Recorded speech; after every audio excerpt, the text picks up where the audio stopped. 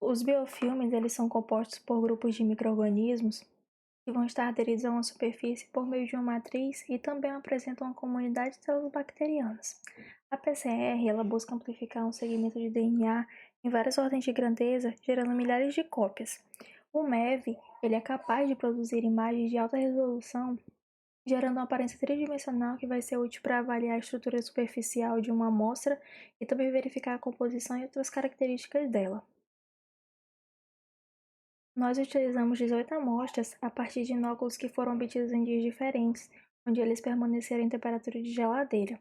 Para a extração, foi utilizado o kit da Purilink, e o objetivo da amostragem em tempos diferentes foi para identificar possíveis contaminações cruzadas, se as amostras elas estavam livres de contaminação e também se a técnica foi executada corretamente. O padrão de massa molecular ele é dado em nanogramas por microlitro, e essas medidas elas são representadas pelo brilho das bandas de cada uma das amostras. Variando de 70 a 90 nanogramas de DNA, nós temos as amostras de 4 a 18, e 40 nanogramas nós temos as amostras de 1 a 3. Foi feita a amplificação em cadeia de polimerase, onde ela foi conduzida em termociclador, e os parâmetros da reação eles variaram em função das amostras amplificadas.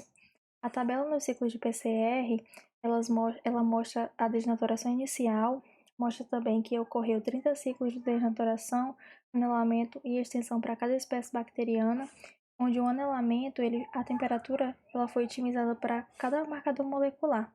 E a extensão final, ela permitiu o reanelamento do produto de PCR em uma molécula de dupla fita, onde ocorreu a possibilidade da visualização em gel de eletroforese. Aqui foram realizados os seguintes procedimentos: a espectrofotometria dos inóculos bacterianos, onde foram padronizados para corresponder ao tubo de 0,5 na escala de McFarland, a transferência dos inóculos para as microplacas e também o ajuste de turbidez para a obtenção das concentrações bacterianas finais de 1 × 10⁻⁶ UFC por ml, os ensaios de formação do biofilme nos discos de HA, que foram embebidos em saliva clarificada e distribuídos em 24 poços com inóculos bacterianos para cada espécie de Escherichia e salivares. Nesse passo aqui, as amostras elas foram subdivididas em dois grupos, um grupo tratamento com NAC e um grupo controle. E a análise da outra estrutura dos biofilmes ela foi feita em MEV. A micrografia de S. oralis foi proposta somente as concentrações de 6,25 e 2,25 de NAC, considerando a discrepância dos resultados obtidos para essas concentrações no ensaio calorimétrico e também o princípio de menor volume possível do agente usado no tratamento.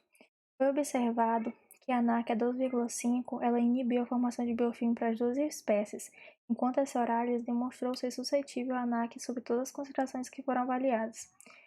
De acordo com Rasmussen e seus colaboradores, aqui ocorreu o efeito dose-dependente da NAC no acúmulo de biomassa e também no componente celular que foi associado ao biofilme. Esses autores eles observaram em biofilmes de S. oralis a prevalência de bastonetes nas concentrações de 12,5 e 6,5 respectivamente.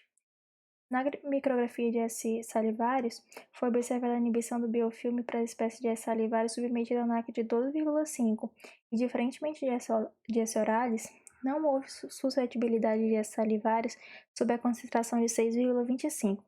No entanto, também foi observada a morfologia filamentosa para essa espécie streptocócica na concentração de 12,5.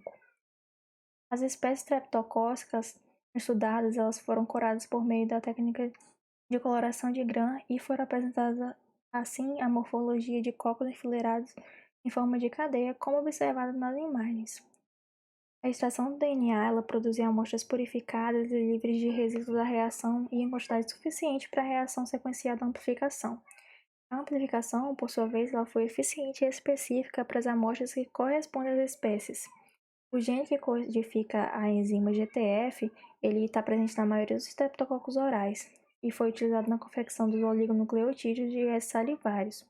Os oligonucleotídeos das espécies de S. oralis eles foram obtidos a partir de regiões variáveis do gene, e não foi observada a amplificação de outras amostras dos streptococos no presente estudo, utilizando os mesmos pares de primers como mostra o primeiro gel.